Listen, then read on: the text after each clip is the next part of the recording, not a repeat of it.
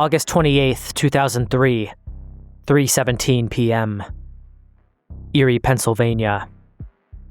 A handcuffed man sits with his legs crossed on the asphalt of a shopping plaza parking lot, surrounded by horrified police officers. A bizarre metal collar locked around his neck begins to beep insistently, with a timer clearly ticking down.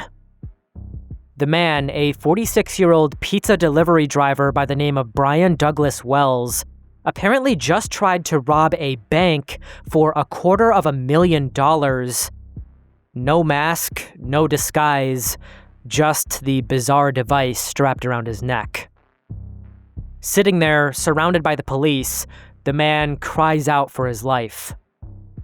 "This isn't me, I'm not lying. They put this on me." Then, in an unbelievable moment captured on camera, Brian is proven right. The device detonates with a deafening blast, ripping through his chest, his life ending instantaneously. The surrounding police officers are left in a complete state of shock and terror, left to wonder what the hell they had just witnessed. This is the bizarre case of Erie, Pennsylvania's Pizza Bomber, and it has been cited as one of the FBI's strangest and most complicated cases they have ever been tasked with solving, because it seems that, to some extent, Brian was actually an accomplice in this scheme, which ended up killing him.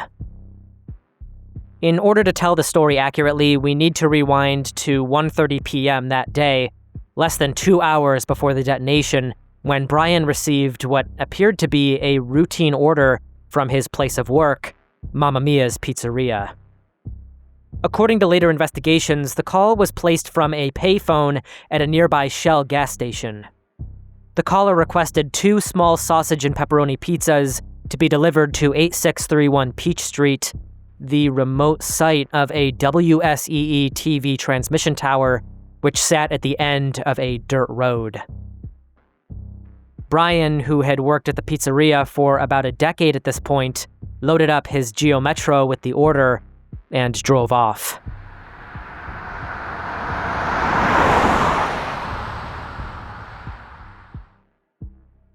Upon his arrival, he was apparently ambushed, though this is debatable, but we'll get to that in a minute.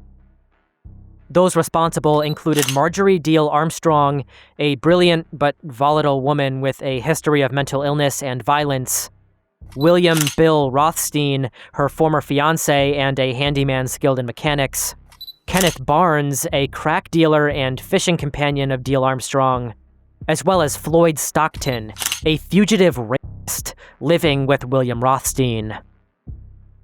Evidence from the case points to Brian Wells having ties to the conspirators, primarily through Jessica Hoopsick, a prostitute he had been seeing for something like 5 years.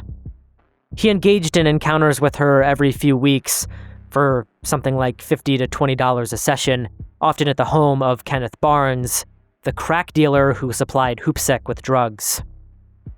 Wells, who struggled with both his own addiction to crack as well as rising debts to his dealers, would purchase them from Barnes to exchange for services with Hoopsick, creating, obviously, a link to Barnes and, as a result, the broader group, including Marjorie Deal Armstrong and William Rothstein. Hoopsick later confessed in the 2018 Netflix documentary Evil Genius, which covered the case, that she betrayed Brian Wells by recommending him to Barnes and Deal Armstrong, portraying Brian as someone who could be manipulated into the heist under the guise of a harmless but potentially fruitful stunt. It gets a bit confusing here, though, because a later testimony from a witness named Michael Douglas, a man who lived in the area, stated that on August 27, 2003, the day before the bank robbery and bombing, he was driving past William Rothstein's residence in the 8600 block of Peach Street when he nearly collided with Brian Wells' green Geo Metro, which apparently suddenly pulled out from the same dirt road leading to the WSEE TV transmission tower, which he would be going to the next day for the delivery where he would apparently be ambushed. Douglas described having to slam on his brakes as the Geo Metro, followed by another vehicle, cut in front of him.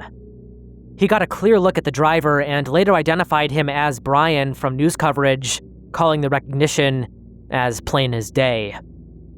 It was suggested in later trials that Brian was actually implicated in a version of the plan that involved a fake collar bomb.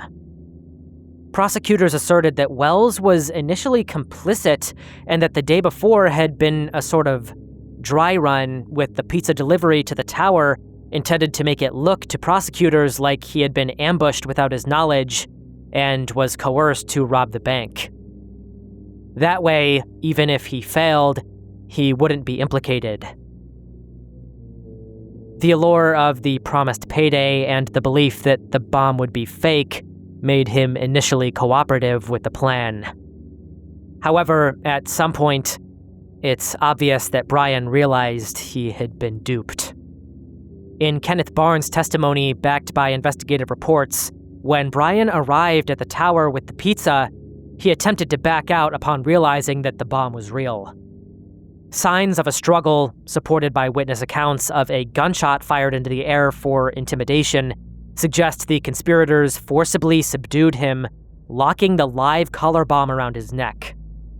The device was a triple-banded metal collar with 4 keyholes, 2 pipe bombs, kitchen timers, dangling wires with some being decoys, a toy cell phone, and stickers warning that the collar was set up with traps that would explode if it was tampered with. Armed with a shotgun disguised as a walking cane, Brian was handed 9 pages of handwritten instructions. These notes outlined a macabre scavenger hunt. He was to enter the PNC Bank at Summit Town Center on Peach Street, demand $250,000, and follow a series of timed clues hidden around Erie, Pennsylvania to find keys and codes to unlock the collar.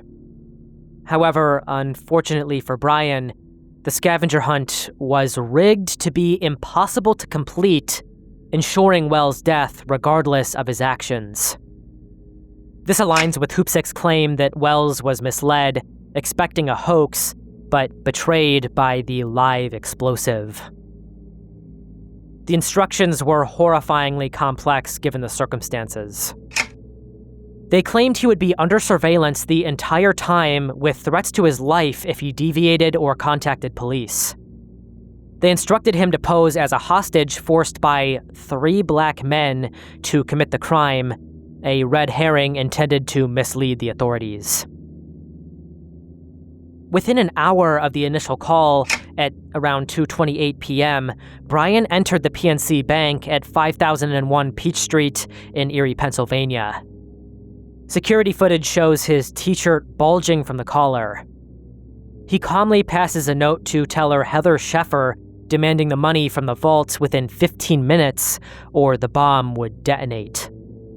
However, this PNC Bank utilized time-delayed safes, which meant anyone, even employees who knew the codes, were unable to access the full amount quickly, with this system intended to deter robberies like this one from occurring. Instead, Sheffer could only hand over the $8,702 from her drawer.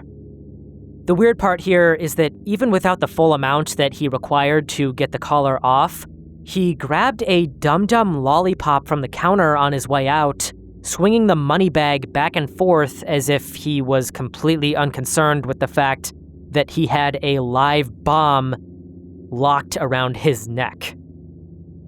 A drive-thru customer noticed the odd scene and called 911 just a few minutes later at 2:38 p.m. Brian proceeded to the first clue site, which was a McDonald's sign, where he found a note directing him to a wooded area for the next step. But before he could complete any more tasks, state troopers spotted him standing outside of his car in a nearby parking lot.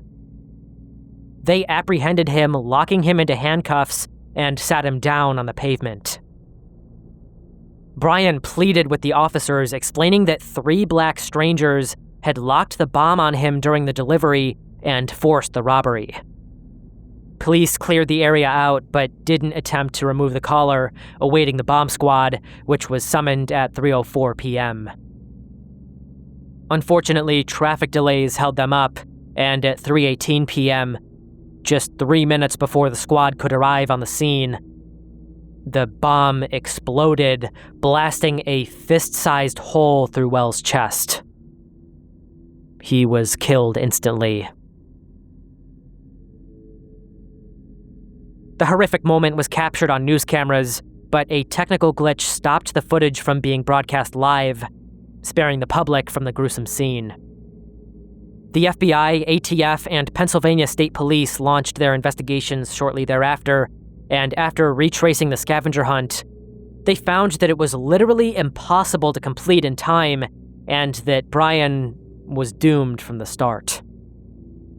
Beyond this revelation, the investigation really had failed to make much ground, even several weeks after the detonation. Authorities were chasing dead-end leads like the 3 black men story from the instructions. They had no real direct evidence or suspicion pointing them to any of the actual perpetrators. It might have seemed to many of them that they were actually going to get away with this crime, despite the bust from the timed bank vaults. However, that would change on the 20th of September when Rothstein, who again lived right next to the radio tower, called 911 to confess his implication in a separate crime. His role in covering up the murder of James Roden, Marjorie Deal Armstrong's boyfriend, whom she shot twice in mid-August over a money dispute linked to the Pizza Bomber bank robbery plot. Rothstein had been holding the body of this man in his freezer for weeks, claiming Deal Armstrong paid him $2,000 to store the corpse and clean her home. He claimed to have been a reluctant accomplice, acting out of fear due to her violent history. By this point, Rothstein was facing a lot of pressure from both his terminal cancer as well as the investigation into Brian Wells' death. As a result, he went to the police and confessed, whether this was to simply clear his conscience or perhaps to receive protection from Deal Armstrong is unclear. Either way, this little episode resulted in the connection between the actual perpetrators and the Pizza Bomber case, and from there, everything very quickly began to unravel.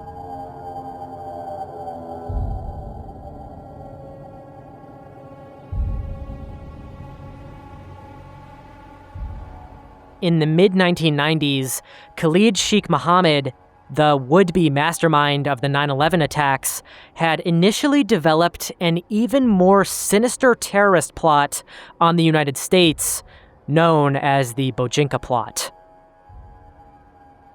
Khalid Sheikh Mohammed's nephew, Ramzi Youssef, was also supposed to be implicated in this attack. He was a Pakistani bomb maker already infamous for his role in the 1993 World Trade Center bombing in New York, the failed precursor to 9/11, which failed to bring down the Twin Towers. Following this bombing, through different means, both Ramzi Youssef and Khalid Sheikh Mohammed, using false travel documents and identities, were able to join each other in the Philippines. There, from around 1994 through 1995, they lived in the capital city of Manila, sharing an apartment which served as their bomb-making lab. Youssef hated America, particularly for its foreign policies on the Middle East. Khalid Sheikh Mohammed, who had wired money to his nephew to support the 1993 bombing, shared this grudge and brought organization to these horrifying ideas, having experience fighting against the Soviets in Afghanistan. Together, here, the two developed what became known as the Bojinka Plot. Their goals? 1, to blow up a dozen US-bound airliners over the Pacific Ocean. 2, to assassinate Pope John Paul II during his 1995 visit to Manila. And 3, eventually, as part of their evolving ideas, to use airliners as weapons. A horrifying foreshadow to the later attacks we now know would actually eventually come to fruition. Their goal was to carry out a 3-phase operation designed to strike at the heart of Western power and Christianity. Funded partly by al-Qaeda through Osama bin Laden's brother-in-law, Mohammed Jamal Khalifa, who funneled money via front companies, the plot involved a small cell including Abdul Hakim Murad, a Pakistani pilot trainee, and Wali Khan Amin Shah, who handled finances by laundering funds through local bank accounts tied to unwitting girlfriends in Manila. The first phase was to target Pope John Paul II, the spiritual leader of over 1 billion Catholics worldwide. The Pope was scheduled to visit the Philippines for World Youth Day, arriving on the 12th of January in 1995. Yusuf and his team planned to assassinate him during his motorcade procession on the 15th, using a suicide bomber dressed as a priest to detonate an explosive device near the route.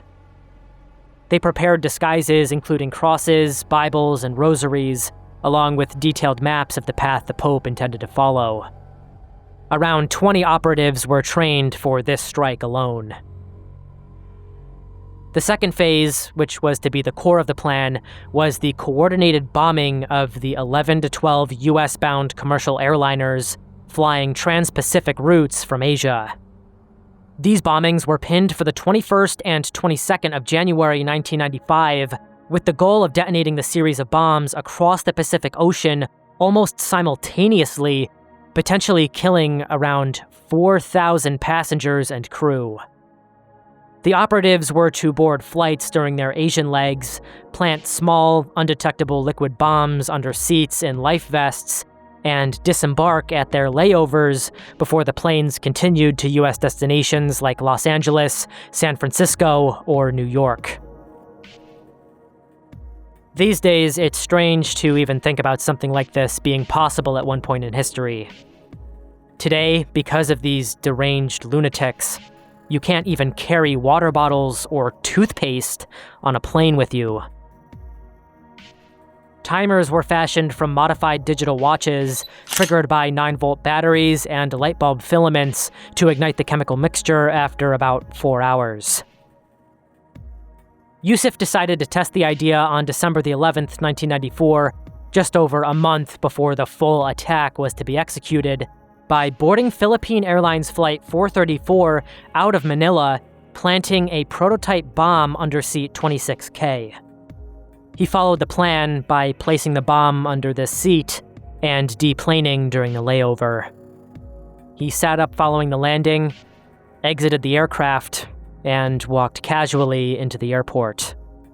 The plane would take off and cruise for some time before the bomb exploded mid-flight over Japan, blasting a hole in the fuselage, severing hydraulic lines, and killing a 24-year-old Japanese businessman named Haruki Aikigami. 10 others were injured, but miraculously, the pilot managed emergency landing in Okinawa, but still, the tests proved that the bombs could work undetected. The third phase drew from Abdul Hakim Murad's suggestion: hijacking or renting a small Cessna aircraft, loading it with explosives, and crashing it into the CIA headquarters in Langley, Virginia as a suicide mission.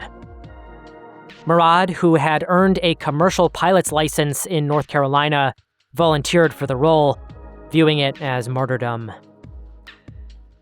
Alternatives include commandeering a 12th airliner for the same purpose, or expanding to multiple hijackings targeting icons like the World Trade Center, Pentagon, White House, the Capitol Building, the Sears Tower in Chicago, and/or the Transamerica Pyramid in San Francisco.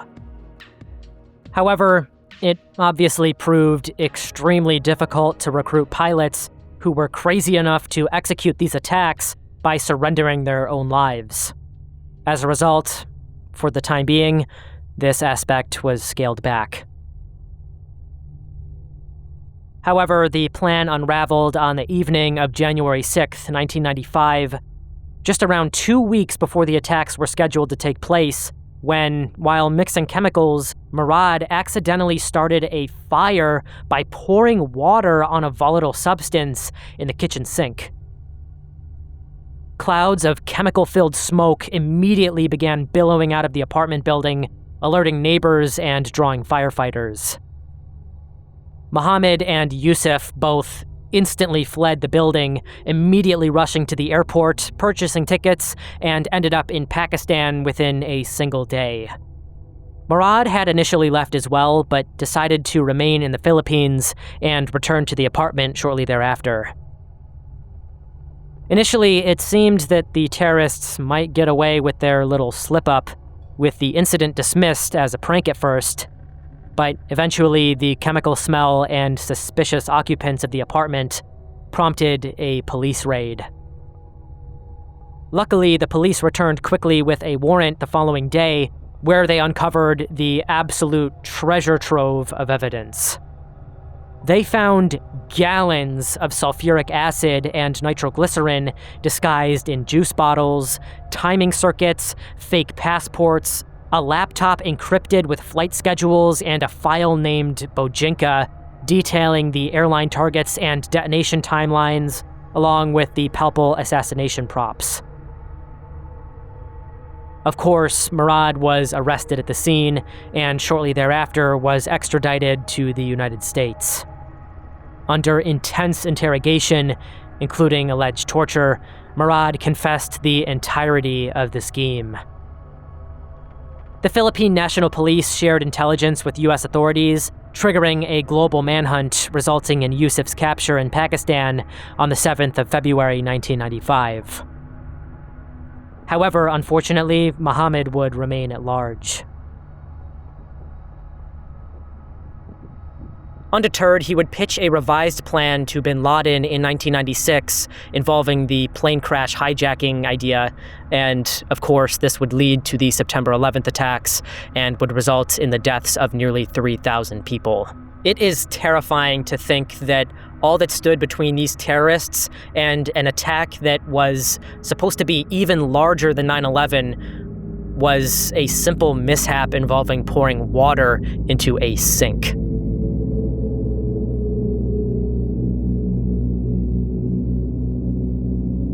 Every single day across the United States, 850,000 baby chicks are dropped into industrial grinders, basically just to be disposed of. These are fully conscious, hours-old baby chicks. The practice is a product of the horrifying practices which occur in the American egg industry, operating in broad daylight with complete legal protection. We're talking about nearly 300 million male chicks annually being fed into what the industry euphemistically calls macerators.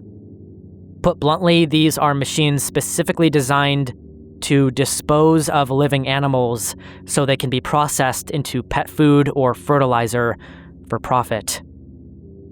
These aren't sick animals or mercy killings. These are healthy infant chicks whose only crime was being born male in an industry that has essentially no use for them. The egg industry has bred chickens into two distinct categories: egg layers and meat birds. Male chicks from egg-laying breeds obviously can't produce eggs, and they've been selectively bred to grow too slowly and remain too scrawny to be profitable as meat. So rather than spend money feeding them, the industry has calculated that it's more cost-effective to simply kill them immediately and turn their tiny bodies into profit through other means. Organic farms, free-range operations, cage-free facilities, even those with humane certifications.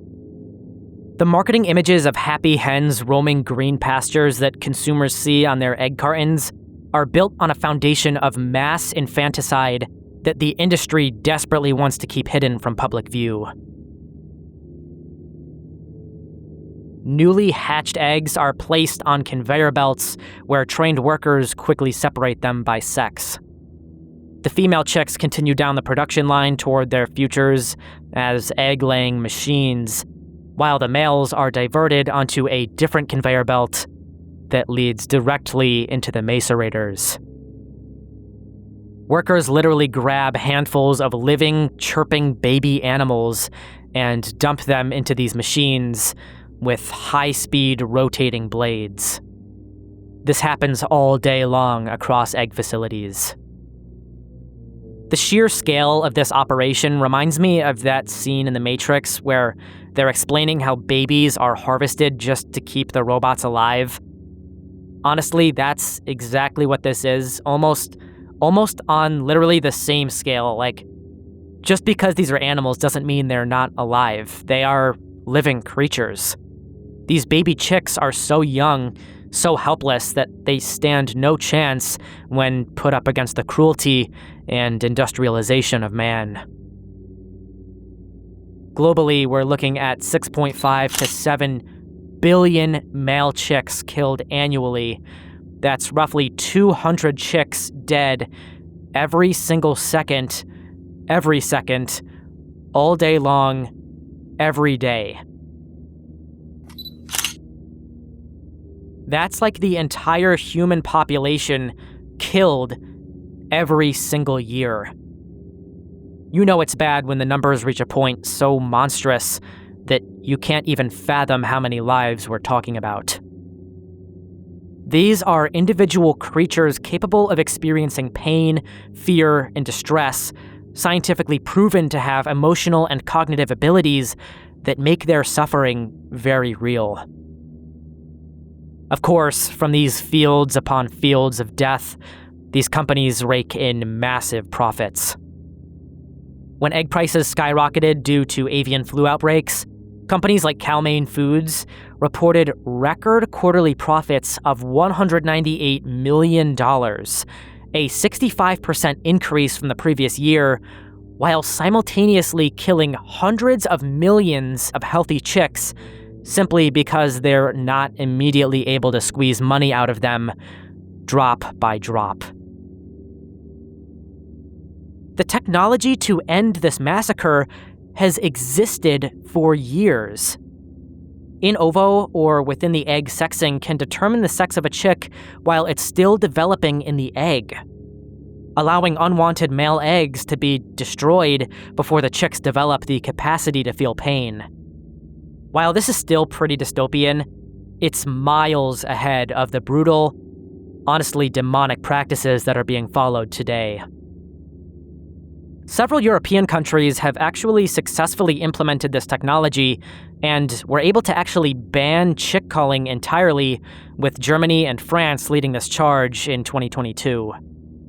However, the American egg industry has repeatedly failed to meet its own self-imposed deadlines for adopting these alternatives. In 2016, the United Egg Producers pledged to eliminate male chick culling by 2020, but that deadline, of course, came and went without any meaningful change. The industry now claims that this technology isn't economically feasible, despite research proving that it would only add a couple cents per egg to production costs. In my opinion, the real issue here is not economics. It seems more so to be that admitting that change needs to be done would also require admitting that these nightmarish, horrific conditions have been existing within their facilities for a very long time.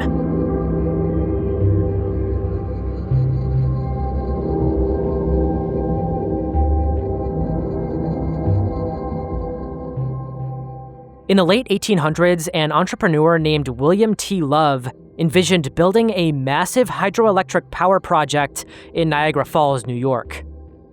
He began digging a canal in 1894 to connect the Niagara River to Lake Ontario, bypassing Niagara Falls and creating a shortcut for shipping while generating cheap electricity for a new industrial city. The canal was initially designed to be 7 miles long, but financial troubles and shifting investor interest toward alternating current technology brought the work to a halt after only 1 mile had been dug out. This unfinished ditch, some 50 feet wide and 10 to 40 feet deep, sat abandoned for decades, gradually filling with rainwater and becoming a local swimming hole by the name of Love Canal. However, like any good swimming hole, what fun would it be without some industrial waste and chemical dumping? By the 1920s, the city of Niagara Falls started using the site as a sort of landfill for household trash and other waste, before in 1942, the Hooker Electrochemical Company, a chemical manufacturer producing dyes, perfumes, rubber solvents, and other products, bought the property. Obviously, by that point, people stopped swimming there, and the excavated canal officially became the dumping ground for the Hooker Electrochemical Company. With permission from the U.S. Army during World War II, Hooker began dumping toxic chemical byproducts into the canal. For something like a decade, up until 1953, they disposed of more than 21,800 tons of hazardous waste, including over 200 different organic compounds. These included highly toxic substances like benzene, a known carcinogen, dioxins, which are among the most poisonous man-made chemicals, chloroform, trichloroethylene, and polychlorinated biphenyls, or PCBs. Sometimes they had the foresight to at least pack the waste into 55-gallon steel drums. Other times, they just dumped it straight into the canal before covering it with a thin layer of clay. Luckily, no disaster would occur and everything turned out great. In fact, the property remained so clean and beautiful that in 1953, Hooker sold the 16-acre lot for a grand return on their investment of $1. They sold it for $1. Even worse, they sold it to none other than the Niagara Falls Board of Education. Hooker did technically follow all of the laws at the time, and they didn't try and conceal the fact that the land was contaminated with buried chemicals. The deed included a very clear warning of that fact.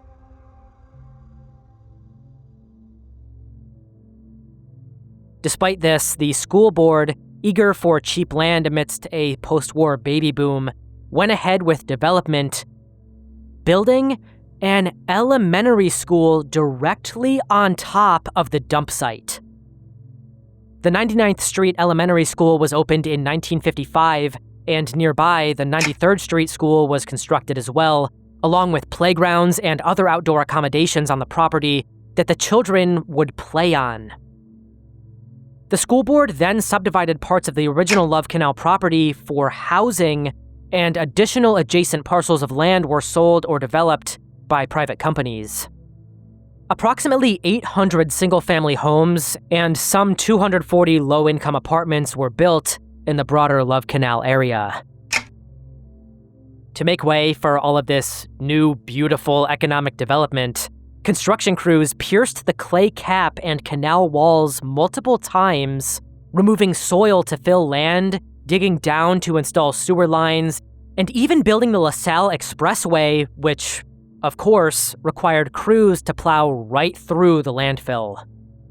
These actions breached the little containment the chemicals did have from the world above, allowing rainwater to enter and mix in with the buried toxins, creating a poisonous solution that quickly seeped into the groundwater and soil.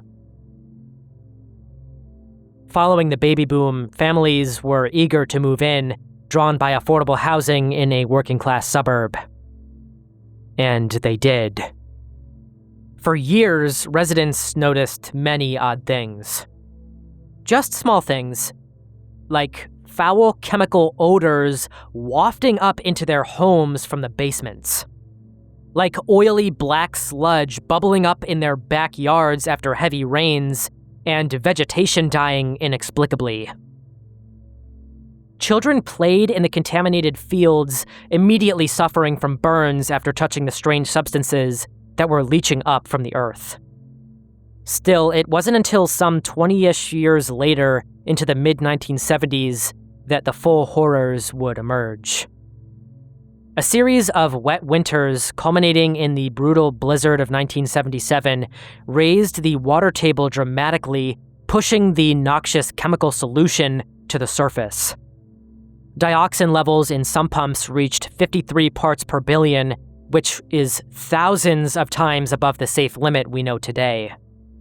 As a result, the health impacts were horrific. Pregnant women suffered miscarriages at rates up to 3 times the national average. Birth defects soared, children were born with cleft palates, extra fingers or toes, intellectual disabilities, heart defects, and hearing loss. Cancer rates climbed, including rare forms like leukemia and lymphoma. Residents reported terrifying chronic health issues like seizures, hyperactivity, rashes, lung problems, abdominal pain, and UTIs. A 1979 study by the EPA even concluded that chromosome damage could be found in 11 out of 36 residents tested. The chemicals we're talking about here are bioaccumulative and are extremely difficult to naturally filter out of the victims' bodies once they enter. Imagine all the people who grew fruits and vegetables in their backyard gardens, the kids who picked apples and berries from trees and bushes while playing outside, the local hunters who consumed deer that had been feeding off the land. All of the chemicals that accumulated within those before them in the food chain were now inside of them. By 1978, the crisis could no longer be ignored.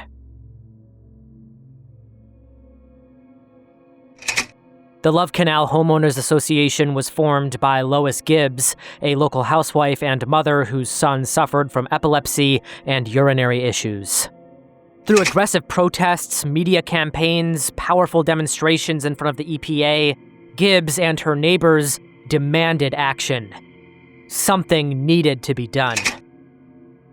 On the 2nd of August 1978, New York Governor Hugh Carey declared a state of emergency, recommending the evacuation of 239 families nearest the original Hooker chemical dump site. 5 days later, the President of the United States, Jimmy Carter, issued the first ever federal emergency declaration for a man-made disaster, allocating funds to buy up homes and relocate people away from Love Canal. Over the next 2 years, more than 950 families were evacuated from the area, with their homes being purchased and then demolished, with the same fate happening to the school before the entire area was fenced off. In 1980, Congress passed the Comprehensive Environmental Response, Compensation, and Liability Act, which created a fund to clean up toxic sites like Love Canal. Polluters would now be retroactively held responsible for harming the environment in such catastrophic ways. The cleanup, overseen by the EPA, cost over $400 million and took over 21 years to complete.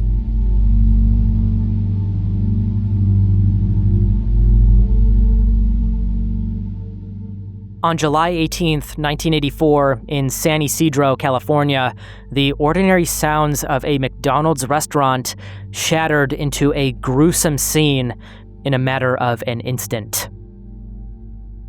At right around 4:00 p.m., a 41-year-old man by the name of James Oliver Huberty, tormented and seething by the rage of his inner demons, walked inside of this McDonald's of all places, armed to the teeth. He was there to unleash absolute hell on these innocent people who unfortunately happened to be in the wrong place at the wrong time. For this offense, they would pay with their lives. In an hour and 17 minutes, he would turn the restaurant into a blood-soaked nightmare, dragging 21 innocent lives back down into the earth from which they came, along with his own. Of course, there's an entire lifetime that led up to this tragedy. It seems likely that James Huberty wasn't born a monster, rather that life mangled him into this grotesque posture. He grew up in Canton, Ohio, where he faced cruelty very early on. He contracted polio at just 3 years old, leaving him with a limp that kids relentlessly used as ammunition to bully him with. His mother scarred the family when he was just 7 by leaving to preach on the streets as a Pentecostal missionary.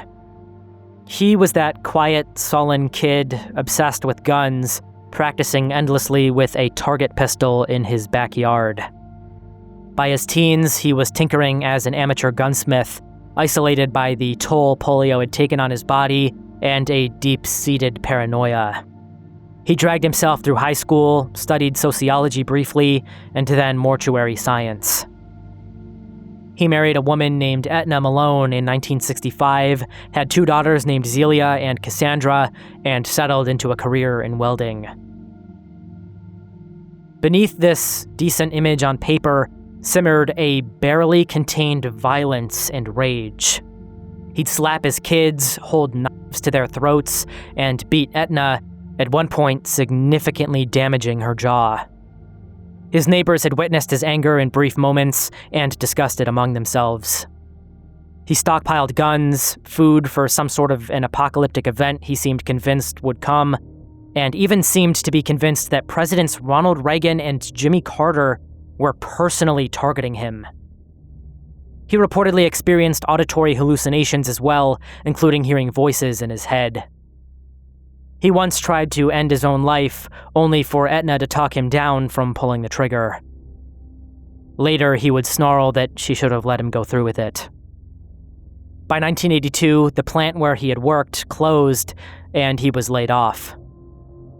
He would drift in a sort of depression after this, selling their home and briefly moving to Mexico before crossing back over into the United States, directly across the border in San Ysidro in early 1984. He got a job as a security guard for a brief time, but his shaking hands and instability got him fired on the 10th of July, 1984. Over the next few days, his inner demons would choke out any of the light that remained in the man's heart. Though apparently not without his own calling for help, sensing the danger his own collapse could mean for those around him. On the 15th, he would tell his wife that he suspected he had a mental health issue. On the morning of the 17th, he called a mental health clinic, begging for help and requesting an appointment. He left his details with the clinic, assured by the receptionist that they would call him back within a few hours. Again, Huberty seems to have been aware of the fact that he was on the edge of disaster with enough clarity to try and stop it from happening. Unfortunately, the operator flagged his case as a non-crisis due to his calm demeanor over the phone and the fact that he didn't seem to have a history of mental health episodes. He sat by the phone for hours, waiting for a call back that would never come. Internally, it was noted that his inquiry would be handled within 48 hours. Unfortunately, this was too little too late. On the 18th, the family visited the San Diego Zoo. On their walk past the animals, Huberty told his wife that he had come to the conclusion that his life was effectively over, expressed his discontentment that the phone call had been ignored, and that, quote, society had their chance.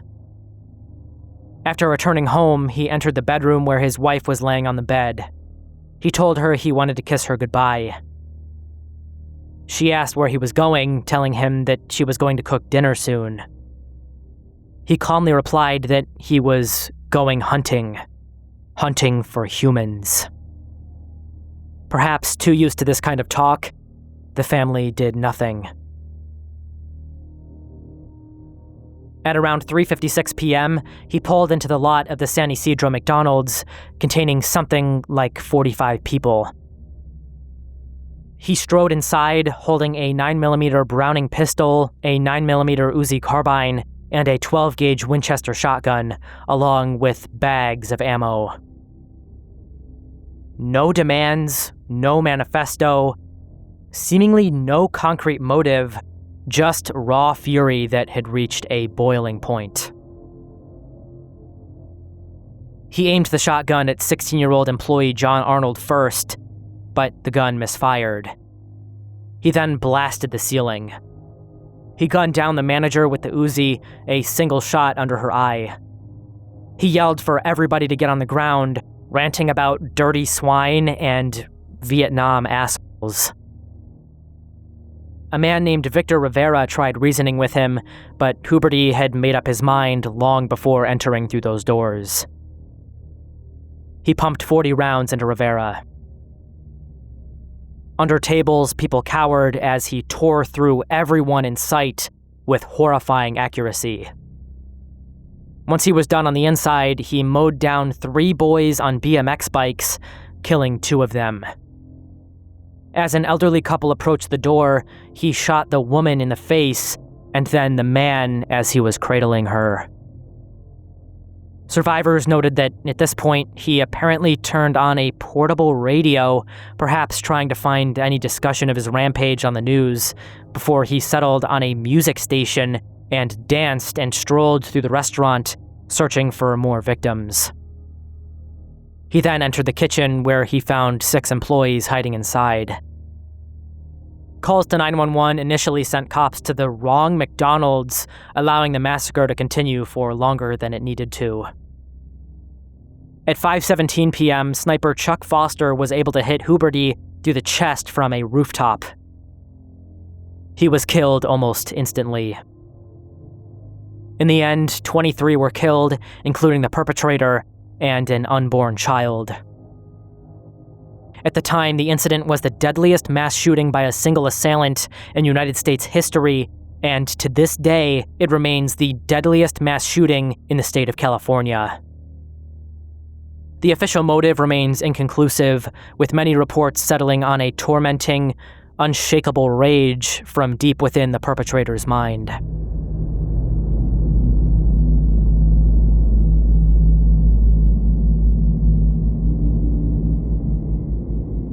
This next one is extremely bizarre.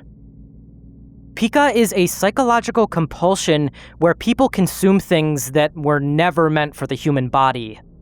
Not food, but objects with 0 nutritional value. Pica is often tied to nutritional gaps like iron or zinc deficiencies that can spark these wild cravings. It can also stem from abuse, neglect, or poverty that pushes the mind to seek comfort in the inedible. Apparently, pregnancy can also spark the disorder, with reports of women chewing soil and ice while their bodies demand minerals. Unfortunately, though, it can definitely be a lifelong battle for some. Victims might fixate on one thing, like painted wood in homes, which unfortunately has caused children to consume lead paint, or even hair, pebbles, nails. It could literally be any object that fits in a person's mouth. As I'm sure most of you are already aware of, the show My Strange Addiction has covered several people who have exhibited symptoms of this disorder, including one woman who eats mattress foam, one who eats bricks, another who eats rocks, and yes, even that one infamous episode of the woman who couldn't stop eating her own dead husband's ashes. I originally found out about this disorder while doom scrolling on Instagram when I came across this image. It's a picture of the Pica exhibit at the Glore Psychiatric Museum. The story goes that a female psychiatric patient in Missouri's State Lunatic Asylum No. 2 had been eating an absolutely ridiculous number of extremely dangerous objects like buttons, safety pins, and nails. And not just a few, we're talking like a ton of nails. They had no choice but to perform surgery on her, but unfortunately she did not survive. Instead, upon cracking open her stomach, they unleashed hell, revealing 1,446 swallowed items from 457 nails and 42 screws to shattered glass, spoon heads, and twisted wire, all eaten in secrecy over years. Even simple dirt consumed by Pica victims can introduce parasites into the body that burrow into organs, sparking some of the most horrifying diseases known to man. Blockages from hair or fabric can demand emergency surgery, or in extreme cases, can end in death. Michel Lotito, the Frenchman dubbed Mr. Eat Everything, who from age 9 devoured metal due to Pica, ate entire bicycles, shopping carts, and even an entire Cessna 150 airplane over 2 years, chopping it into bits and washing it down with oil and water. His stomach lining miraculously adapted over the years, growing to be twice as thick, allowing him to survive what would obviously kill the average person. Cameron Litchfield, an 11-year-old, swallowed magnets, screws, and yarn, eroding a hole in his stomach, which required immediate emergency surgery to keep him alive.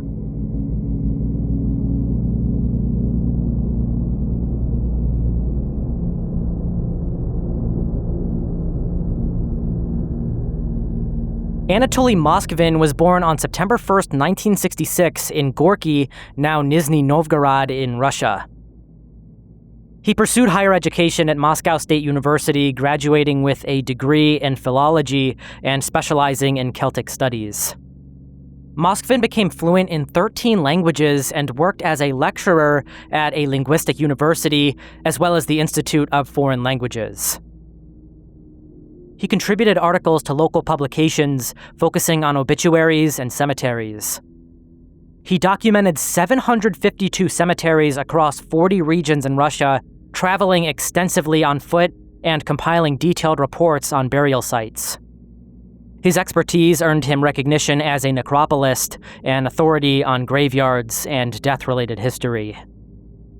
Moskvin's interest in death originated from an incident he says he was involved in the year 1979 when he was 13. He claimed men in black suits forced him to participate in the funeral of 11-year-old Natasha Petrova, compelling him to kiss her and exchange rings in a ritual. This event, as recounted in his writings, influenced his fascination with the occult, folklore, and cemeteries, and very likely flipped a switch in his brain that was never meant to be touched. As an adult, Moskvin lived with his parents in a small apartment filled with books and artifacts. He led a life of solitude and seemed to want to have children, but an attempt to adopt a girl failed due to financial constraints and family circumstances. Around 2002, Moskvin began to target the grave sites of girls aged 3 to 13, selecting them based on obituaries and life stories that apparently resonated with him. He would visit their graves at night, sometimes sleeping on the soil on top of them in an attempt to seek what he described as a sort of spiritual permission to interact with them. Over approximately just 9 years, he exhumed at least 44 bodies, primarily from cemeteries in his hometown where he lived, and possibly from Moscow. He transported the remains to dry locations for preservation before bringing them home to his apartment. Using his own methods he researched on his own, he would mummify the bodies with a mixture of salt and baking soda to dry them out. He would wrap them in fabric, create face masks from wax, and apply nail polish and makeup. He gave them buttons for eyes, embedded music boxes in some of their chests, and dressed them in clothing, stockings, boots, wigs, and other accessories. In his apartment, Moskvin arranged some 26 to 29 of these dolls amid furniture and bookshelves, treating them as though they were still alive. He called each of them by the actual names they had on their headstones, celebrated their birthdays, read them stories, sang songs, and even positioned them to watch TV. His parents, who lived in the same apartment with him, believed the figures were handmade dolls and were unaware of their true nature. Moskvin claims that his actions have stemmed from a belief in potential resurrection through science or magic. He's described them as his adopted daughters. The crimes came to light in 2011 amid investigations into the vandalized graves. The police interviewed Moskvin due to his cemetery knowledge, and on the 2nd of November 2011, authorities searched his residence. Of course, what they uncovered was far beyond anything they could have prepared for. They found 26 mummified girls, along with cemetery maps, grave plaques, doll-making instructions, and videos of graves being dug up. He faced charges under Article 244 of the Russian Criminal Code for desecration of graves and bodies. Moskvin was eventually diagnosed with paranoid schizophrenia, and on May 25, 2012, a court ruled him unfit to stand trial and ordered mandatory treatment in a psychiatric facility. Reviews of his mental state in 2013, 2014, 2015, and later years each extended his confinement, finding him unwell.